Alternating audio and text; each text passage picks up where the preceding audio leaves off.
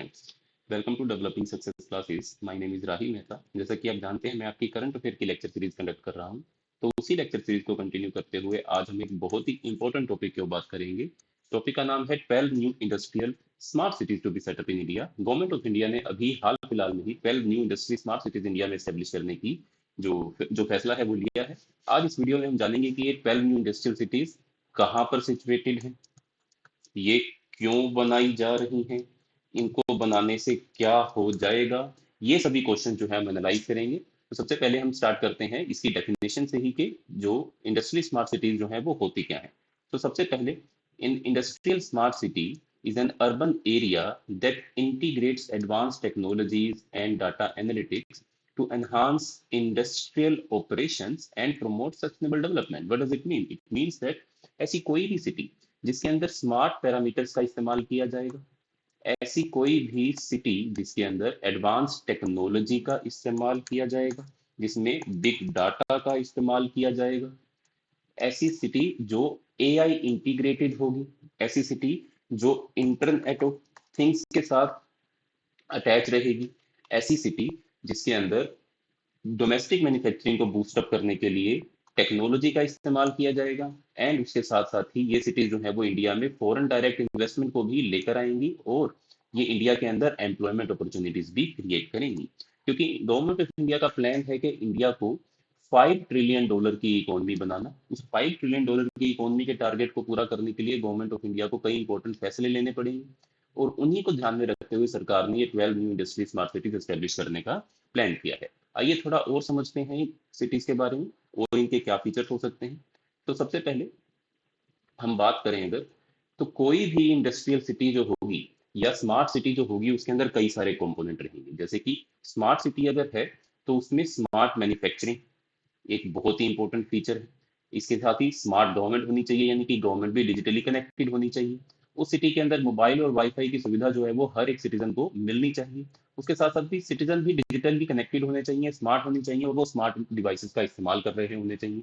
Data आपका open होना चाहिए, डाटा के ऊपर किसी की भी कोई रिस्ट्रिक्शन नहीं होनी चाहिए। Data should be inclusive in nature, हर कोई व्यक्ति डाटा का इस्तेमाल कर सके। हॉस्पिटल्स भी आपके डिजिटल हो, इन हॉस्पिटल्स के अंदर भी स्मार्ट हेल्थ की सुविधा मौजूद हो। स्मार्ट फार्मिंग एग्रीकल्चर वहां पर परफॉर्म किया जाए, एग्रीकल्चर के अंदर भी blockchain technology, internet of things, artificial intelligence, इन सब चीजों का इस्तेमाल किया जाए। ऐसे ही स्मार्ट ग्रिड एनर्जी यूटिलिटीज यहाँ पर मौजूद हो, स्मार्ट बिल्डिंग बनाई जाए एंड स्मार्ट ट्रांसपोर्टेशन हो, यानी कि ऐसा ट्रांसपोर्टेशन हो जो पब्लिक इन नेचर हो और आपको अपने प्राइवेट ट्रांसपोर्टेशन को इस्तेमाल करने की जरूरत ही ना पड़े। आप इस स्मार्ट ट्रांसपोर्टेशन या पब्लिक ट्रांसपोर्टेशन का ही इस्तेमाल करके अपनी सिटी में कहीं भी कहीं से ट्रेवल कर सके। तो ये कुछ फीचर्स होने वाले हैं इन स्मार्ट सिटीज के। आइए देखते हैं गवर्नमेंट ने जो इंडस्ट्रियल स्मार्ट सिटीज अप्रूव की हैं और उनके क्या कुछ फीचर्स मौजूद हैं। सबसे पहले ये इंडिया की नेशनल इकोनॉमिक गोल्स के साथ अलाइन करता है।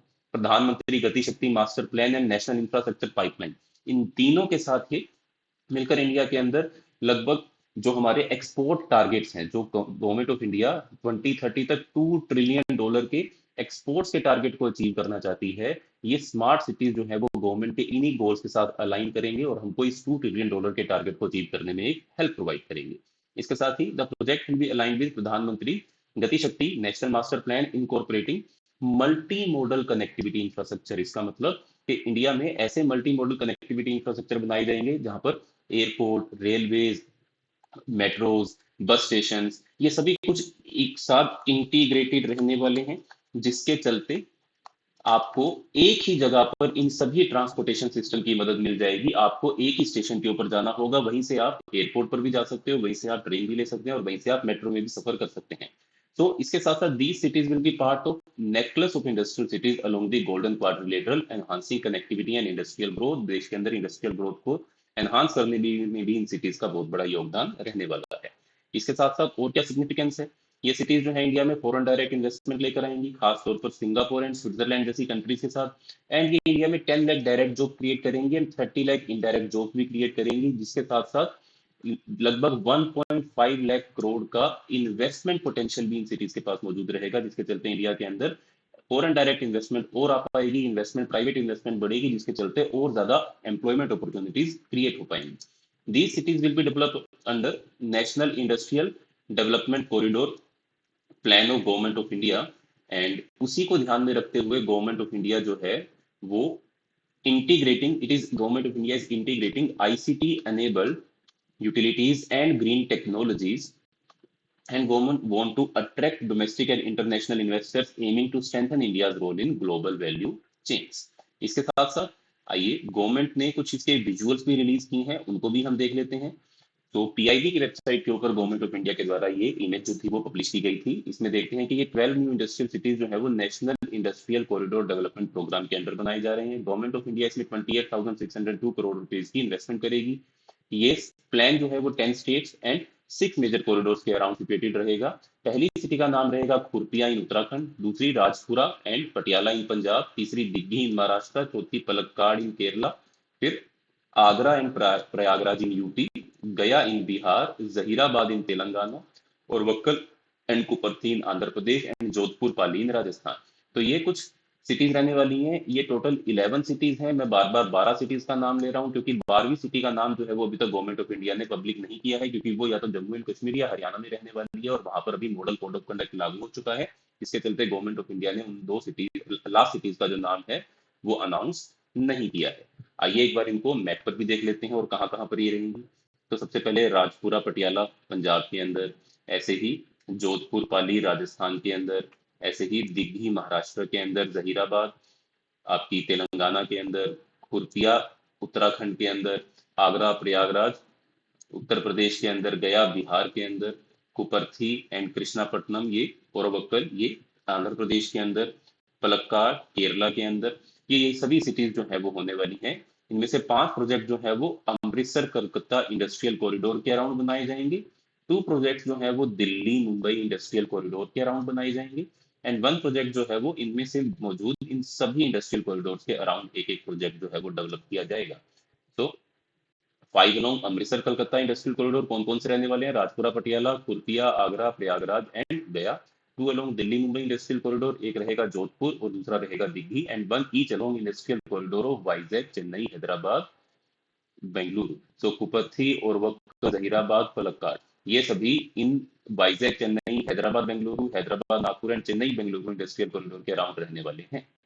एंड इसके साथ ही गवर्नमेंट ऑफ इंडिया का कहना है कि ये इंडस्ट्रियल सिटीज जो है वो इंडिया के अंदर जो गवर्नमेंट ऑफ इंडिया का टारगेट है $2 ट्रिलियन के एक्सपोर्ट्स को अचीव करने का, उसमें ये गवर्नमेंट ऑफ इंडिया की हेल्प करेगी। एंड इसमें सबसे 3 इंपॉर्टेंट कीवर्ड जो गवर्नमेंट ने इस्तेमाल किए, एक है अहेड ऑफ डिमांड, दूसरा प्लग एंड प्ले, एंड तीसरा वर्क टू वर्क कंसेप्ट। अब ये क्या चीजें होती हैं? इसका मतलब कि फ्यूचर के अंदर डिमांड जो है किसी भी इंडस्ट्री को सेटअप करने के लिए, लैंड की डिमांड खास तौर पर वो बढ़ने वाली है। तो गवर्नमेंट ऑफ इंडिया ने उस डिमांड के बढ़ने से पहले ही उस लैंड की सप्लाई करने के लिए ये स्कीम जो है, ये इंडस्ट्रियल सिटीज जो है इनको डेवलप करने का फैसला जो है वो लिया है। इसका मतलब क्या रहने वाला है कि फ्यूचर में जैसे जैसे इंडिया के अंदर मैन्युफैक्चरिंग सेक्टर जो है वो और ज्यादा पुश लेगा और ज्यादा वो बढ़ेगा, तो गवर्नमेंट ऑफ इंडिया उससे पहले ही ऐसी इंफ्रास्ट्रक्चर को कंस्ट्रक्ट कर लेना चाहती है जिसके चलते फ्यूचर की डिमांड को अभी पूरा किया जा सके। एंड प्लग एंड प्ले यानी कि आपको सिर्फ यहाँ पर आना होगा, इंफ्रास्ट्रक्चर सेटअप आपको पहले से ही मिलेगा, लैंड आपको पहले से ही सेगमेंट्स के अंदर कटी हुई मिलेगी, आप बस वहां पर आइए, सभी क्लियरेंस आपके लिए तैयार है, आप इन्वेस्टमेंट कीजिए और वहां पर अपनी इंडस्ट्री ओपन कीजिए। And work to work concept यहाँ पर डेवलप किया जाएगा, यानी कि जो रेजिडेंशियल एरिया है वो रेजिडेंशियल एरिया भी आपकी सिटी के पास ही डेवलप किए जाएंगे, ताकि आप पैदल पैदल ही अपनी घर से अपने वर्किंग प्लेस तक जा सकोगे। आपको पब्लिक ट्रांसपोर्टेशन या प्राइवेट ट्रांसपोर्टेशन को भी बहुत कम इस्तेमाल करना पड़ेगा। इससे क्या होगा? इससे कंजेशन की कमी आएगी, ट्रैफिक की कमी आएगी, एंड उसके साथ साथ इसके चलते इंडिया के अंदर जो फ्यूल कंजम्पशन है उसकी भी कमी आएगी इन सिटीज के अराउंड, और पोल्यूशन से भी इन सिटीज को निजात मिल पाएगा। तो मल्टी मॉडल कनेक्टिविटी इंफ्रास्ट्रक्चर यहाँ बनेगा, सीमलेस मूवमेंट होगी पीपल गुड एंड सर्विसेज की, और उसके साथ साथ ये मैन्युफैक्चरिंग यूनिट्स का हब बनेगी इंडिया के अंदर। 1 million direct and 3 million indirect job से क्रिएट करेंगी।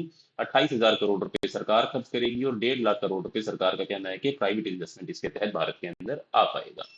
इसके साथ साथ ये इंडस्ट्रियल सिटीज जो है वो भारत के अंदर मौजूद इंडस्ट्रियल कॉरिडोर के अराउंड सिचुएटेड होने वाली है। तो कौन कौन से इंडस्ट्रियल कॉरिडोर भारत में मौजूद है, आइए इनके ऊपर नजर बना लेते हैं। तो there are 32 projects in 4 phases under 11 corridor forming part of national infrastructure pipeline. तो Delhi Mumbai industrial corridor, Amritsar Calcutta industrial corridor, Chennai Bengaluru, Vizag Chennai, ये सभी 11 इंडस्ट्रियल कॉरिडोर जो है वो भारत में मौजूद हैं। अगर इसको मैप में देखना चाहो तो यहाँ पर आपको ये सभी इंडस्ट्रियल कॉरिडोर जो है वो मैप में दिखाई दे रहे होंगे। आप इसका स्क्रीनशॉट ले सकते हो। आप इस सेगमेंट का भी स्क्रीनशॉट ले सकते हो। आप इन इंडस्ट्रियल कॉरिडोर को याद कर सकते हो, कौन सा इंडस्ट्रियल कॉरिडोर किस सिटी को कनेक्ट करता है और किस किस स्टेट से वो क्रॉस करता है। ऐसे क्वेश्चन जो है वो किसी भी करंट अफेयर के एग्जाम के अंदर आपसे पूछे जा सकते हैं। तो इस बात का आपको जरूर ध्यान रखना है। उसके बाद क्या चैलेंजेस एसोसिएटेड होने वाले हैं इन इंडस्ट्रियल स्मार्ट सिटीज के डेवलपमेंट को लेकर। तो सबसे पहला टेक्नोलॉजिकल इंटीग्रेशन का चैलेंज होने वाला है। हम स्मार्ट सिटीज डेवलप तो करना चाहते हैं, बट इन स्मार्ट सिटीज को डेवलप करने के लिए जो टेक्नोलॉजिकल इंफ्रास्ट्रक्चर चाहिए उसकी देश में कमी है। तो India should upgrade under urban industrial infrastructure. India को IoT internet of thing devices को सपोर्ट करने के लिए अर्बन इंडस्ट्रियल इंफ्रास्ट्रक्चर को अपग्रेड करना होगा। High speed internet services India की सिटीज के अंदर प्रोवाइड करवानी होंगी।